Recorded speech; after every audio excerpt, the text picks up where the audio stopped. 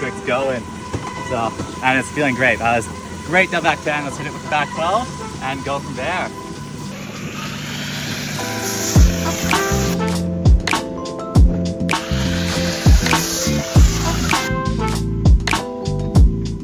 That worked fantastic. Wide hip approach, got on the heels sooner, made it so I could take off ladder, and that access to rotation is great. I'm not going to think too much about it. For a 14, all I need to do for the last rotation when I'm coming past to spot is just duck over at shoulder and try to really over rotate it so I can get to my toes.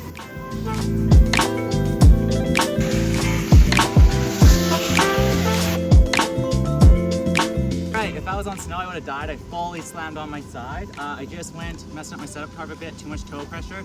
And that toe pressure just will not work on the 14. It just made it so I was stiff. I could have maybe pulled that into a 16, but I was a little blind. And I got into the habit of like ducking into my shoulder too soon. So I need to keep it flatter, keep my core stronger, pull through, and then only dunk for the last little bit to get my axis reset.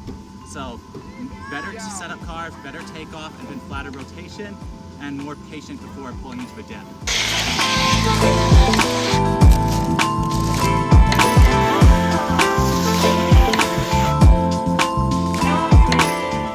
That one hurt a little bit. My hand landed on my side, but that was way better. I went and sent my rotation more over the center of my board, if not even towards my front foot.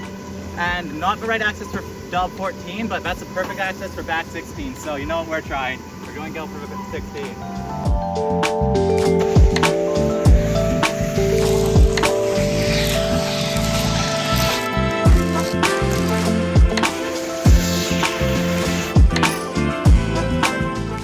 Stress you enough how much doubt was going in my head, how many extra thoughts were going in my head. I was thinking like, oh, I feel bad leaving Ben out here in the sun, getting this.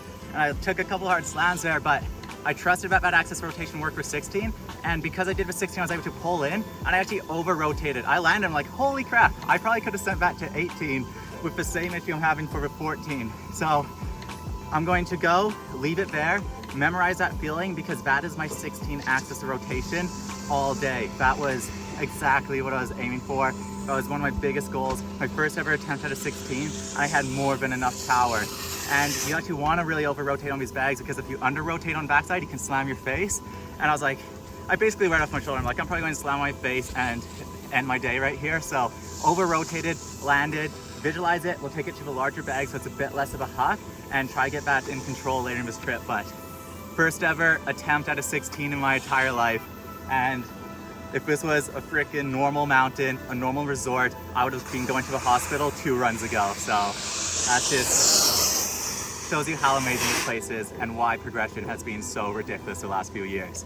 Let's go do some style, feel good tricks, and get some awesome B-roll.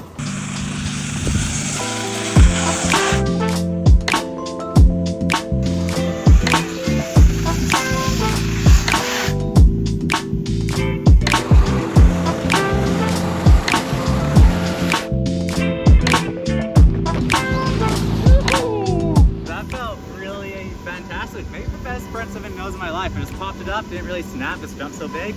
Grabbed the nose and the axis rotation was perfect. Let's get a front 10er and then front 14.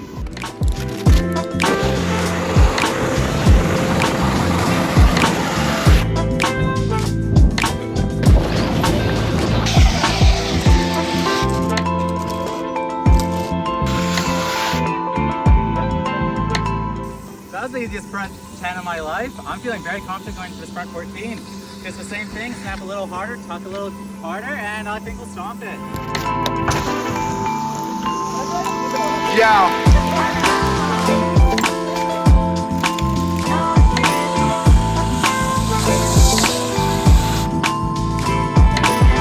Well, I'm very surprised. I did not think there was going to be enough power in the air. I was like, oh man, I didn't juice it enough, I'll need to pull out. I was like, might as well just stay tucked and see what happens. And rotate it, no problem. It was like absolutely perfect. Maybe the most perfect frontside spin I've ever done. So I'm just going to keep grinding it until I can do it without having any doubt in my head, because on a smaller jump, there's no room for that hesitation. So I'm going to try to rotate it a little faster so I can use counter rotation to slow it down at the end. Would make it so it's way easier to land on snow, but that's the first time I fully rotated frontside 14, so man, just insane day so far.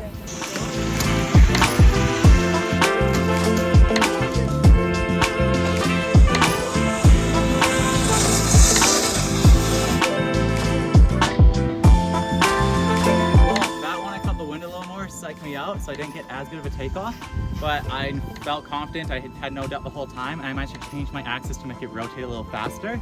For anyone that wants to know what a front 14 feels like when you don't have quite enough juice off the takeoff, if you've ever gone in the mirror and flexed as hard as you could, like, that's basically what you're doing in the air. You snap, and then you're just for like 2 seconds. So it takes a lot of energy. So I'm going to call it quits on that because this is only third day. We have 5 more to go, and I would like to be able to use my abdominal muscles later on. So we're going to do something I really don't want to do right now because I'm liking the big tricks, but I need to fix my cab spins. My cab spins are all out of whack, and cab 12s, cab 14s. Like cab 12s are realistically a trick that I'll do on the mountain all the time, and I need to get them sorted. So it's time to learn how to ride this thing switch. I don't think I'm going to take you guys along for this journey because it's going to be a boring and tedious one. I'm not expecting any brilliant breakthroughs. There's quite a bit wrong with my cab for trying to get it to like the higher level of riding. So yeah, that's my day. Probably the best day of training I've ever had in my life. Just felt in control, felt flow, and everything I went and addressed and noticed in my mistakes, I managed to come in and just correct. I felt so much more casual, so much more in control. So the takeaway message is get footage of yourself, look at the pros, compare it, and see what you can change, because I literally only changed slight things off the takeoff, slight places I was throwing my body, and it just is night and day. Also, no wind today, so there's a bit more speed, and that just goes to tell you, sometimes you just need a little bit of a tweak and a little bit of conditions, and you can go and land your dream tricks. So thanks for watching. We'll be back at it with another video soon.